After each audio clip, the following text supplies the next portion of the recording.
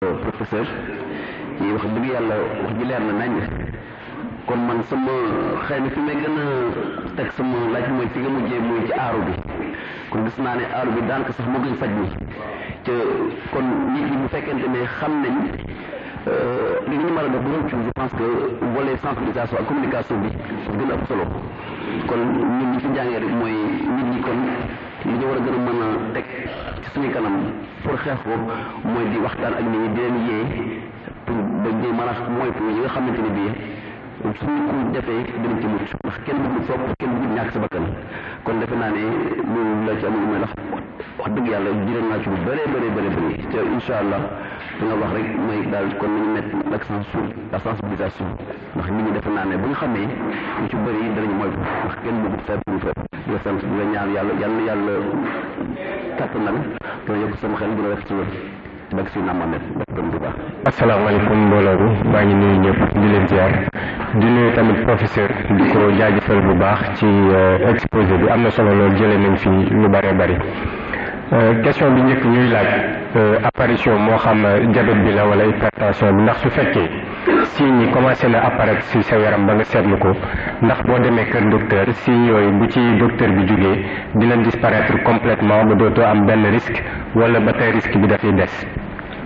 ñaareelu question bi moo doonoon su fekkee ni signes yi dafa apparaître ci sa yaram ba nga dem kër docteur ñu xamal ne la yaa ngi phase boo xam ne dañ la war a surveiller est-ce que ci hôpitaux yi Sénégal yi surveillance boobu noonu accessible na ndax maanaam ñëpp mën nañ cee jot. beneen ñetteelu question bi moo doonoon ndax ñaari malade yi ñuy étudier boobu ba tey nourrisson wala adolescent maanaam ñi nga xam ne rek amaguñu fukki at ak juróom-ñett ñoom feebar boobu mën na leen a dal jërëjëf. Docteur Lamine bon concernant les questions moi j'en ai une donc concernant le conseil de yooyu donné ci lëg ñi ak ci man damay laaj ndax lëg ñi nga xamante ne fii yaay dañ koy togg ba mu ñor fii ñu di ko lekk est-ce que dañ am même effet yi ak dëgg ñi nga xamante ne c'est dëgg frais. asalaamaaleykum assistance man moom professeur ñu ngi lay nuyu tamit di la solliciter ci conférence bi am na solo lool man li ma doon laaj mooy damaa dégg sànq nga ne hypertension artérielle sel bi da koy augmenter wala da koy indi te fii dañoo constaté fii bool ndox mi ñuy naan dafa bëri trop xorom te tamit ndox yi nga xamante ne amuñu xorom neexuñoo jot wala seen cet dafa des léegi question boobu noonu nan la ñuy def ba éviter ko daal question sel bi asalaamaaleykum. man problème bi may posé problème vraiment de médecine la kooku nag du yow rek laa koy posé de ay docteur Dieng il faut mu wax ci ak docteur pancréas ci boppam mais lan moo tax muy yàqu lan moo tax muy feebar est-ce que suukar bu bëri mooy tax maanaam nit dafa dara jotu ko muy jël suukar bu bëri moo tax pancréas bi yàqu ou bien cause bi lan la bon deuxièmement pancréas est-ce que mën nañ ko greffer c'est-à-dire mën nañ ko opérer changer ko quoi def créer benn pancréas boo xam ni soit dañuy jël ci nit def ko ci wala ñu mu nekk artificiel quoi wala yoral ñu changé ko quoi est-ce que loolu aussi mënuñu xalaat ne loolu war na mën a am nga xam ne dañuy régler problème bi à la source quoi bon maintenant loolu mooy côté vraiment seen médecine bu xóot bi quoi léegi boo ñëwee maintenant ci traitement bi précautions yi ñu war a jël pour éviter am ay complications d'abord ci suukar bi bon am na loo wax léegi man xaw na ma jaaxal parce que nee nga diabétique moom dafa war a bàyyi suukar loolu nga wax ci pourtant man damay déglu yeneen médecins ils disent le contraire duñ la wax bàyyil suukar mais dañ naan la danga koy équilibrer dañ naan la diabétique dafa soxla suukar te loolu c'est pas les analphabètes wala les non sachants c'est des médecins qui disent ça il faut dañ naan la jëlal suukar mais na nga xam ban période nga ko jëlee léegi wax nañ dem nañ ba ne la sax da ngay jël par exemple sucre yu régime yi sucre régime est-ce que boobu sucre boobu aussi c'est dangereux ou c'est pas dangereux parce que am na ñoo xam ne bu ñu jël sucre bi nga xam ni moom la ñuy defar fii mooy sucre CSS wala yooyu mais sucre régime bi aussi dañu ma yaakaar ne boo ci abusé woo aussi est-ce que du la gaañ est-ce que sucre boobu sax déjà dafa mel ni médecine ñu bëri d'accord ci am na ñoo xam ne dañuy voilà sucre boobu baax na am na ñu ne baaxul mais kenn du la ci wax lu leer loolu aussi bëgg naa nga développer ci quoi. Bon maintenant ci problème mu kii bi nu mu tuddati problème mu lekk bi problème mu faju olof wala lekk sax laa ko mën a tuddee fruits et légumes xam nga da nga ko recommandé mais est-ce que amul fruits yoo xam ne boo ci lekk du danger pour le diabétique par rapport ak consommation sucre bi parce que c'est pas n'importe quel fruit. Bon am na benn garab bu ñuy wax nagadaay ñuy wax ni dafay wàcce suukar mais docteur Bintou Cheikh Seck bi intervenu Sud FM mas naa ko dégg mu ne loolu amul te pourtant am na ñoo xam ne nagadaay day wàcce suukar mas naa seetaan benn vidéo buy daw ci net bi boo xam ni sëñ Abdou Samad bu sëñ Soybu moo ko wax ne sëñ Touba ba mu nekkee njaareem dafa doon digle ne booboo xamoon na luy jabet doon ko wax ne mu ne am na feebar boo xam ne dafa nekk feebaru suukar la mu ne boo ko bëggee wàccee mu ne war ngay jël garab bu ñuy wax nabedaay ba pare wax na lu mu leneen luñ ko war a booleel dama xamul tur nag ab saaru alxuraan la wala ab aaye loo xam ne da nga koy boole moom nga naan ko ñu ne bu boobaa day wàññi suukar moom ñu ne sëñ bi moo ko nettali woon ca njaareem loolu bon dem na ça me permet d'entrer dans la médecine traditionnelle parce que am na garab yoo xam ni nee nañ boo ko naanee ci garab médecine traditionnelle xam nga médecine traditionnelle laa ko war a tuddee wala ay garab yi ñu ne yooyu day wàccee suukar ci ñu bëri médecins yu bëri nee nañ y a des risques surtout par rapport ak rein yi parce que mën na dem ba indil la ay problème par rapport à ay insuffisance rénale ak yooyu quoi voilà bon en fait ça c'est beaucoup de questions en même temps des réflexions sur des questions vraiment autour du diabète vraiment merci beaucoup mais tension moom tension comme ni nga ko waxee vraiment dama xamul ndax tension bu wàcc bi moo gën a garaaw wala bu yéeg bi loolu c'est une question. Bon, merci aussi si panel bi parce que lii moom vraiment c'est une fierté pour toute la population du Baol. Dafa am benn question boo xam ne dama koy poser parce que dafa fréquent loo xam ne dama koy dégg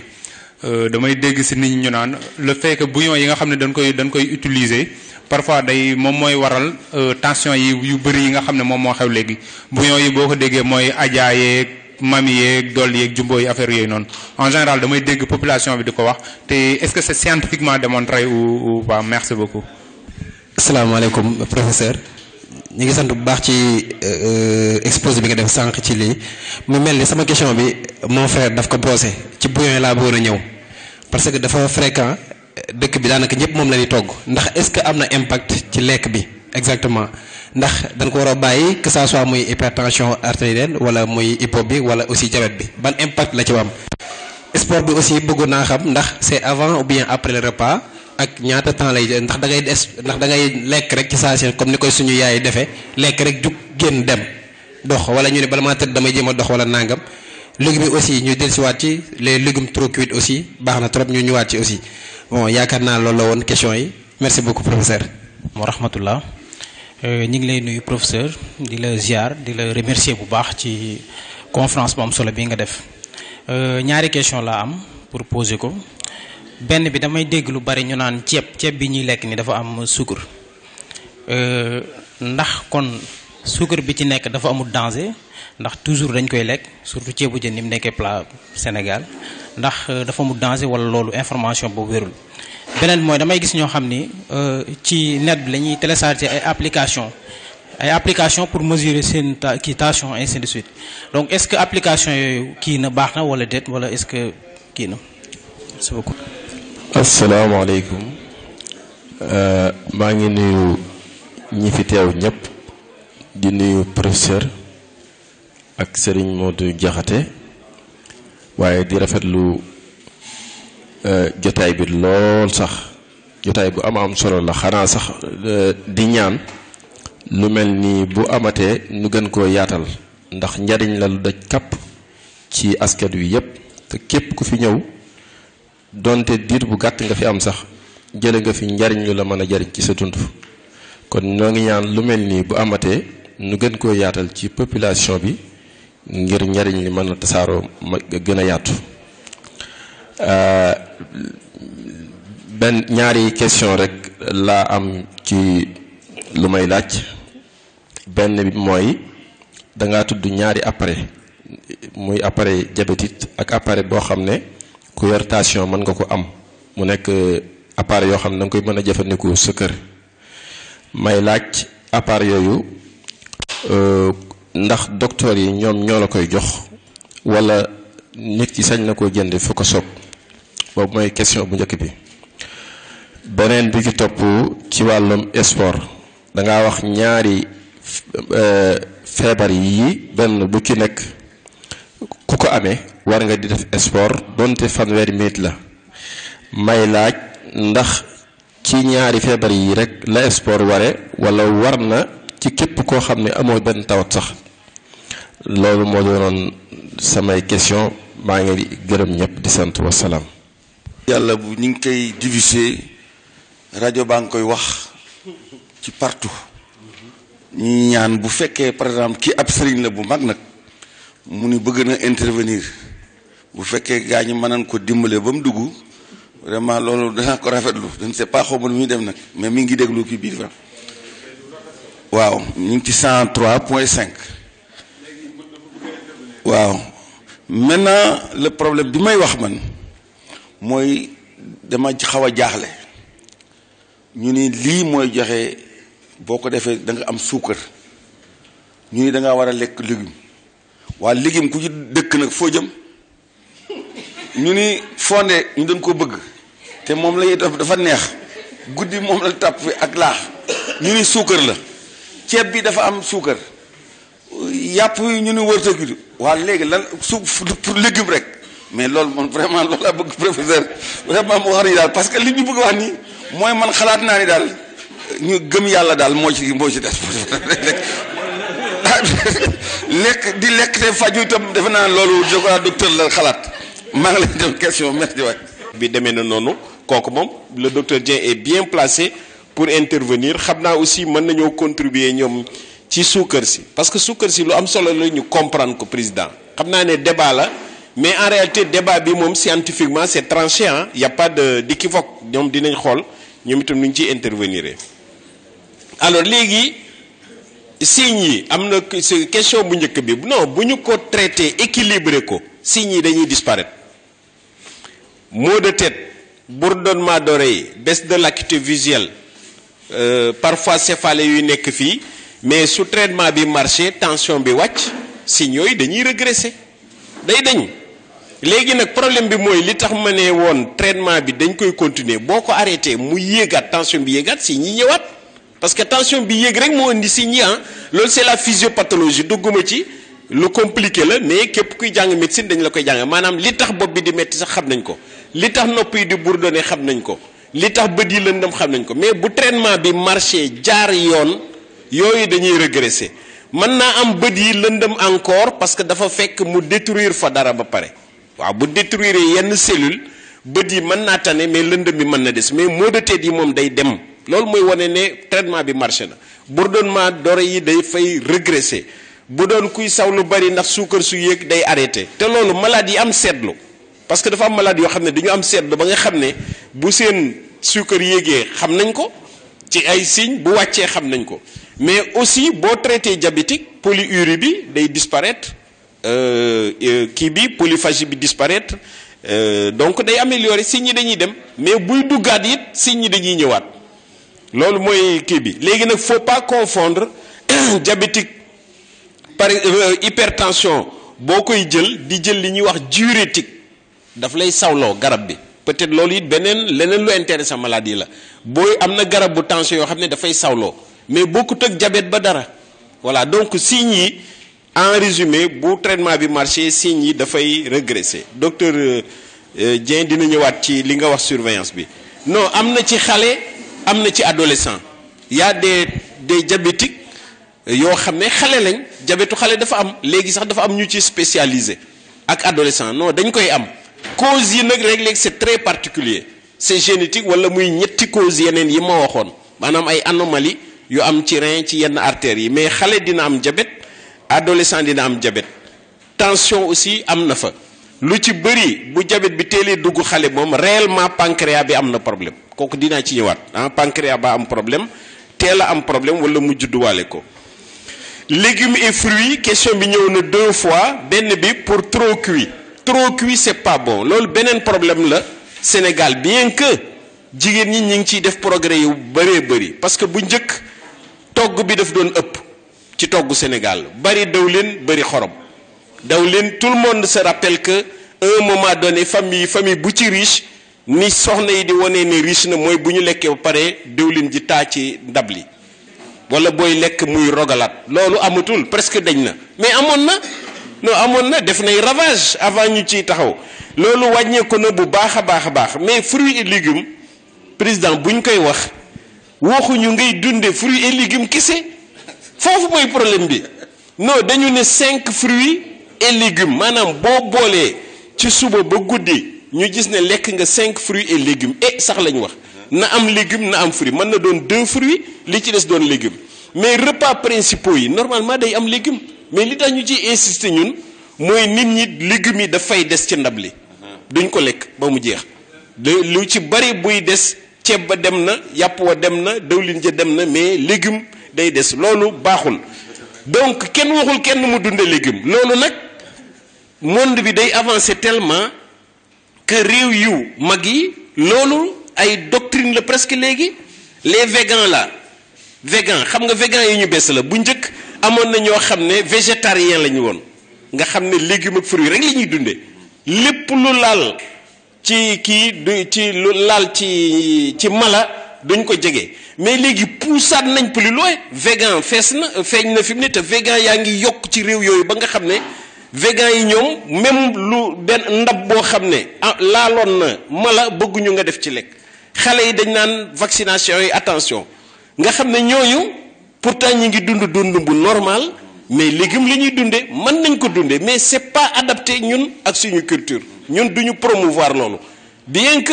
monde bi dafa doy waar ba nga xam ne ay végétariens quelques végétariens am na Sénégal mais végan man gisuguma ko fi mais légume waxuñu kenn nga dunde ko parce que mën na laa fragiliser dénutrir la mais da ngay wàññi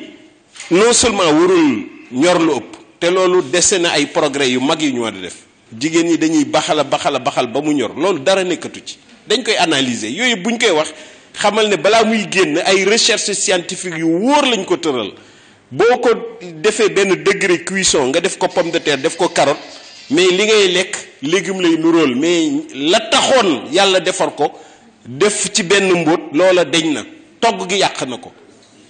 yàq na ko molécules yi éclaté ñu génn tas doon leneen mais doonatul carotte doonatul pomme de terre doonatul navet doonatul chourave loolu mooy problème bi loolu togg gu ëpp moo ko indi togg légume da nga koo war a junj rek arrêté ko te nag problème bi aussi problème bu éducation nutritionnelle dëgg la parce que ku nekk ak sa culture mais légume bu ñorut la dàq téeméeri yoon ñun vivre nañ ñaar yëpp xale yi sax léegi heureusement ñoom ñuy vivre loolu ñun vivre nañ air bi nga xam ne suñu waajur yi dañ doon baxal lu bëri ak air bi ñu baxalul mais légume balaa ngay jël son véritable goût c'est que ñu junju togg ba rek arrêté ko foofu la pomme de terre bi di génne foofu la navet bi di génne foofu la chou bi di génne bu ñoree ba ëpp rek day mel ne yépp a nuroo waxuma laa nag ñu defoon ci cube yi may ñëw léegi ci cube yi nag contaminé légume bi ba légume bi amatul goût xool bi rek a fa nekk mais amatul goût loolu légume warul ñor ba ëpp bon léegi cube yi xam nga c'est un grand problème parce que xaalis bu dul jeex la moo tax ñun buñ ciy wax sax léeg-léeg ñu attaqué ma parce que man bi ma nekkee fac médecine Dakar di ci def cours fu ma egsee phase boo xam ne xorom day doon problème daan naa incriminer xolomu jigéen yi mais cube yi laa doon attaqué demoon naa ci sax ba am benn marque cube bu mag bu ñëw commencé maa indil ay jafe-jafe mais enseignant moom bu perdre indépendance am ak autonomie doonatul enseignant teewul ma continue sumay discours teewul ma organiser sumay conférence di wax sumay dëgg ci jigéen ñi mais ñenn ñi carrément dañ doon wax pourquoi bu waxee rek attaque cube yi mais dëgg laa doon wax cube yi problème ba fa nekk mooy xorom si parce que da ngay xorom ba pare yokkaat cube wala nga jël xorom si remplacer ko cube pourtant xam nañ ne ici en Afrique mais amoon nay recette yoo xam ne mën nga togg renforcer goût ñam wi mais ci légume ci keccax ci géej ci jën nga ko daan jaaree mais ñiy defar cube loolu dong la ñu copier concentré ko ci benn cube defuñu leneen dañoo jël goût yi nga xam ne boo jaxase woon jën jaxase keccax jaxase yàpp ak ay légumes ak leneen ay xob mu jox la benn goût ñoom ñu travailler goût bi nag fabriquer ay cube di ñu ko jaay ba pare dugal ci xorom su dul jeex donc man toujours même position laa nekk cube je suis contre parce que day indi ay éléments yoo xam ne nature bi préparé na ko mën nga ko nokkas def ko ci ñam wi buñ ko lekkee mooy dàq téeméeri yoon cube bi surtout fi mu ne ku nekk defar sa cube jaay ko goût yi benn la mais goût yu naturel yi nag day disparaître or nature bi yàlla def na ci li mu war a def surtout xorom si ci nekk suñ ko réglementé woon ba réglementé ko mais industrie alimentation dafa am réglementation qui n'est pas respectée c'est-à-dire aliment bi lu mu banal boo koy jaay ñu nar ko lekk wala ñu nar ko naan da ngay décrire li ci nekk mais jël leen aliments yu bari yu ñuy jaay Sénégal ku ko décrire mais lépp la ñu war a décrire laa la wax même boo ci yokkee ndox da nga naan ndox boo ci yokkee feuilles laurier da nga war ne feuilles laurier laa ci yokk tout la ñu war a bind mais jël leen ngeen xool léegi sax dañuy def additif alimentaire loolu du yoon am na lu muy làq loolu moo tax yooyu moom génération yi ko mën a xeex teg leen ko fële ku mën a yor sa autorité ne suma kër bu fi kenn toggi jumbo bu fi kenn toggeelee maa ngi sax tudd am marque parce que loolu lañ may attaqué cube comme kii jaayoon na jumbo léegi waxuma jumbo nii rien mais cube yi lay attaqué cube yi moom ku mën a remplacer des condiments des éléments naturels moo gën cube yi comme amee tension nag waxaale wu ma ko parce que xorom attention ñun médecins yi dañuy xeex contre xorom lépp lu yokk xorom d'accorduñ ci bon maa ngi koy wax mais comme y a un magistrat en face de moi bu ñu ma attaqué mu wutal ma avocat donc cube yi on est contre non on est contre moi je suis contre les cubes parce que y a beaucoup d'ajouts yoo xam ne xaw ma lu ci nekk te ñun dañoo war a xam li ci nekk mais deuxièmement xorom si c'est évident que y a du sel alors pancréas président question da nga disséquer question scientifique yi posé ko effectivement loolu nga wax mi ngi ci biir c'est-à-dire pancréas nan lay def ba yàqu wala mu sonn tële alors 2 éléments moo ci am bu njëkk bi te looloo tax ñu naan mën ngaa am prédisposé diabète te doo def diabète bu njëkk bi mooy day liggéey ba épuisé xam nga pancréas nag organe la boo xam ne li muy liggéey dafa bëri parce que koo xam ne suukar la yàlla bindee nga koy xeex am ci ñaari hormone glucagon ak insuline ñaar yi nekk antagoniste ñoom li leen yàlla jox ci liggéey dafa bëri ba nga xam ne daanaka duñ noppalu parce que ku mën a naan dara wala nga lekk ko te amul suukar pourtant buy dugg jàll ci deret ji liggéeyam commencé na moo tax loolu muy liggéey lu bëri moo tax léeg-léeg day épuisé en réalité yàquwut dafa épuisé dafa liggéey ba jeexal insuline am su yàlla defee stocku insuline am doyut mais évidemment bu insuline bi jeexee diabète daal di dugg beneen bi nag boobu mooy yàqu réellement am na ñoo xam ne dañoo juddu ak une anomalie qui est d'ordre génétique ou immunitaire buy attaquer carrément les cellules à insuline boobu mooy diabète insulino-dépendant bu teel bi mooy ñëw ci xale yi di ñëw ci koo xam ne dafa sew amul benn problème mais xëy rek diabète bi dugg ko kooku dafa am benn processus biologique bu dem détruire ko alors évidemment l'idéal mooy ñu greffer leen greffe bi am na mais c'est très compliqué yi ciy jël bariwut léeg-léeg day bëri complication non organe la boo xam ne maîtriser guñ ko ni mu waree xam nañ nag li muy def moom heureusement insuline mën nañ ko remplacer glucagon bu défaillant xam nañ comment faire face régime yeeg yooyu dina efficace mais dem ba remplacer ko comme pièce bu yàqu nga dindi ko teg fële kooku médecine bi avancé yu ci gis nga d'ailleurs day def cancer mais cancer am ci cancer yi gën a redoutable la bokk te même cancer boobu sans doute li muy liggéey lu bëri moo tax aussi ndeysaan mu fragile di def cancer te cancer am mooy gën a yóbbu ay nit surtout góor ñi canceru pancréas muy pays développé muy suñ pays yi ñëpp ko ragal parce que dafa jafe faj donc loolu mooy problème bi c'est-à-dire day épuiser alors loolu c'est très intéressant nit ñi comprendre ko parce que ça veut dire que boo nekkee ci benn position boo xam ne gis nga risque diabète mais bul surcharger sa pancréas ak liggéey te lii tax du surcharger en travail mooy nga moytu sukkar mu indi nag débat bu sukkar boobu suukar ak suukar dafa am suukar bii ngay jënd ca boutique ba mu weex nekk bekk wala poudre boobu on est catégorique je suis sûr que ñoom docteur Dieng bu ñu jëlee parole même chose la ñuy wax boobu kenn mënul am diabète nga koy encourager mu jël ko boisson bu saf suukar aussi doon suukar boobu waxuma aspartame de te loolu aussi dinañ ci ñëw aspartame mooy édulcorant boobu nga xam ne dafa saf suukar kooku du suukar président dañ koy wax suukar nii rek suukar régime mais en réalité du suukar mais pour nit ñi mën a comprendre li ñuy wax dañ naan suukar mais suukar bii ngay jënd boutique ba mu weex baaxut kenn mënu koo conseiller suukar bii nga xam ne moom lañ suukaree benn boisson baaxul maintenant suukar dafa nekk ci ceeb lekk benn aliment te amul suukar c'est exceptionnel boo ñu bëggoon coller fii rek ne leen ñu citeel ma 3 aliments yu amul glucide wala galactose wala yooyu parce que sucre dafa am ay xeet dañuy simplifier rek ne sucre mais sucre en réalité pour nous mën nañ fee wax ñun 30 minutes duñ tudd terme sucre ñun entre ñun mën nañuy wax 30 minutes duñ tudd terme sucre mais ku nekk xam na ne kii li muy wax docteur Dieng yi li muy wax ci suukar yi la bokk bi ci gën a simple mooy glucose bi mais am na galactose am na saccharose am na yu bëree bëri léegi nag yooyu ñi ngi ci xeetu ñam yu nekk te loolu c'est normal que mënoo ko dindi ci nit parce que ni yàlla bindee nit aussi muy énergie bi ñuy dépenser pour dund xam nga nit aussi énergie ko yor énergie moo ñuy doxal énergie boobu yàlla dafa def ne 90% ci glucides yi la ñuy jóge 30% ci protéines yi 10% ci lipides yi donc suukar boobu ñuy wax ay glucose ak galactose ak yooyu kenn mënu ko bannir ci nit parce que mi ngi ci ñam yi maintenant da nga koy wàññi bu dee mi ngi ci ñam yi loolu moo tax mais bi ñuy yokk moom d'accorduñ ci ñun débat la nag am na ñoo xam ne nag dañuy jógee ci benn hypothèse rek basculer feneen mais loolu ça amène beaucoup plus de problèmes léegi bu dee aussi wóolu nga sa malade bi wala malade bi wóolu na boppam ba nga xam ne en réalité mi ngi laal suukar bi mais chaque fois xam ne nu mu koy calibrer ba du egg fenn bi mais y a pas de problème mais combien de malades ñoo mën loolu Sénégal c'est am na malade yoo xam ne dañoo am des stratégies ba nga xam ne ni ñuy def ca suba sa la ñuy laal ci suukar la ñuy laal midi la ñuy laal guddi du leen indil benn jafe-jafe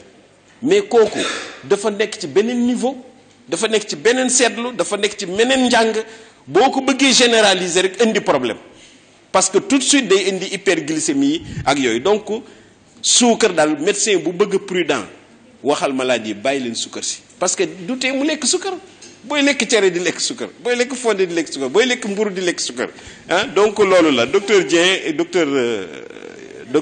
Guèye dinañ ci contribuer alors sucre de régime aspartame effectivement loolu débat bu ngand la c'est un débat même scientifique tous les jours il y a des articles qui sortent xam nga bu problème amee en matière de santé ay solution yooyu dafa am ay système yu leen di surveiller am na scientifique yoo xam ne fi mu ne seen liggéey ñun dañuy xëy di liggéey ci bureau yi di faj ak analyse mais ñoom seen liggéey suba ba ngoon mooy topp aspartame lu muy def lu baax ak lu muy def lu bon mais loolu c'est intéressant parce que ñooñu pays yooyu dañu toll foo xam ne mën nañoo permettre un scientifique ñu déjee ko ne ko xoolal ñu aspartame bi jusqu'à ad vitam aeternam nag toute ta vie lépp lu muy indi ci problème bind ko lépp lu muy régler bind ko mais évidemment ñooñu bu ñu détecté benn cas bu am problème ñu laaj ko loo doon jël aspartame depuis combien d'années est-ce que à part aspartame jël nga leneen mais dafa am ay méthodes d'approche ak de calcul yoo xam ne dañ naan kii y a des chances que aspartame bi moo ko indil lii moo tax ñuy incriminer aspartame mais en réalité la majorité des études disent que amul problème maintenant il y a la prudence et les précautions comme am na article yu ne am na problème ñenn ñi dañuy daal di généraliser mais xam nga li may rassurer toujours malade yi dama naan leen aux États-Unis il y a un service boo xam ne liggéeyam kese mooy topp luy dugg ci gémmiñ jëm ci yaram food and drugs boobu et ils sont très puissants ñoom daanaka ay magistrats lañ ci en matière de réglementation de la nutrition ñooñu li ma wóor su preuve scientifique gu problème aspartame amoon arrêté nañ aspartame bu yàgg mais arrêté wuñ ko yaa ngi nii boo demee États-Unis foo tourné ñu jaay la ci du sax pharmacie mais foo bëgg am donc moi aspartame je crois que ça règle plus de problèmes qu'il n'en crée pour résumer alors am na aussi ñu wax ci fruits yeneen yi là aussi mes collègues vont intervenir effectivement doone rek lekkal fruit gëmm mu ne lekkal lu la neex banane bëri na sucre mangue bëri na sucre on a des malades qui ont fait des complications parce que dañu bëgg banane trop bëgg mangue trop bu mangue xewee suba mangue midi mangue guddi mangue mais in fine sucre bi day yéeg il faut faire attention donc dañ leen di wax ñaata lañ ci jël ay portions mais portions yooyu li yàlla def boo ko respecté fruits yooyu du la indil problème maintenant am na yeneen xeetu fruits man li may gën a insister mooy nit ñi nangoo consommer suñu fruits yi te bañ fi nekk di xool fruit bële naan orange ba jógee tel pays la pomme ba jógee tel pays la man en réalité c'est fruits yooyu jóge bitim réew mais li ma koy consommer man bariwul te suma famille dama leen ciy xiir damay def exprès bañ leen jënd di jënd fruits yu réew mi orange yu Sénégal am na mandarine yu Sénégal am na di tax yaa ngi fii mangue ñun am nañ fruits yoo xam ne ñeneen ñi dañ koy xoole ca kaw bëgg ko trop yàlla baaxee ñu ko am nañ ay fruits yu bëri koko yi kii yeneen ak yeneen daal mën nañ ci cité yu bëri c'est très bon sump ak siddéem baax na siddéem c'est en train d'être étudié ak solom yooyu yëpp yooyu nag a baax justement yooyu nit ñi di daw léegi naan yëfu pauvre laag yi yooyu ñoo am solo mais yooyu pays développé te man li may regretter toujours c'est que yooyu ñun dañ koy bañ a exploiter ñeen ak jël ko croiser ko mu doon yu toll ni ñëw di ñu ko jaay man yooyu dama ciy encourager man yooyu fi mu ne dama leen di surveiller suma kër boo ñëwee fi mu ne daqaar yaa nga fa sump saa nga fa yu nekk dañ fay màgg te ci kër gi la ñuy juddoo ma leen di sàmm comme suma yaram dama naan xale yi bu leen laal bàyyi leen ñu màgg ba ñu màgg ñu xam ko ñoo koy njëkk a këyir di ko lekk fii demal boo demee ñaari si dem yu mag la am dandu fii tubaata foofu la ñu juddoo màgge fa dama leen di sàmm ñi fay liggéey sax ci kër xam nañ ne buñ ko laalee ñu ne ay boo ko laalee kii lii rek la fonk mais ci loolu ngay sauver garab yooyu maintenant après dañ leen di étudier am na laboratoire yu koy étudier non am na solo vraiment te lu jara sàmm la nebadaay déglu naa effectivement yenn position yi ci nekk mais li ñu man rek mooy xool les preuves nebadaay je crois que li ñu naan am na effet hypoglycémia que c'est démontré chez les animaux loolu am na maintenant toujours problème mooy comment passer des animaux à l'homme mais ñun tamit li ñuy vivre mënoo lu dul tenir ci compte ñun am nañ malade yoo xam ne dañuy ñëw concrètement ne la man garab bi depuis nga wàññee ko léeg-léeg def naa ay erreur de régime mais damay jël nebadaay am na ci ñoo xam ne doom yi la ñuy jël doom yi nag léeg-léeg day am allergie mais am na ñu yàlla def amuñu allergie mais ñooñu moi j'en connais mën naa ci citer 5 ou 6 médecine dañuy tere ku citer nag turu malade mais ñooñu fi mu ne dañ koy jël dañuy def seeni excès ba pare régler problème bi ak doomi nebadaay wala xob yi donc faut pas l'écarter loolu li ëpp importance continuer étudier ko ba xam ban forme mooy amal njariñ sénégalais yi au lieu ñuy écarter ne amul mais am na man gis naa ñoo xam ne doom bi dañ koy këy régulièrement guus boobu woowal ko bu ñu lekkee ba pare jël ko te nee nañ boobu bi ñu koy def ba léegi seen tension seen kii plutôt seen diabète yéegatul pharmacopée traditionnelle bëri na ay produits yu mel noonu loolu benn lañ ci warta écarter faut pas avoir des complexes nañ ko étudier comme ni ko professeur di Bassène di defee à Dakar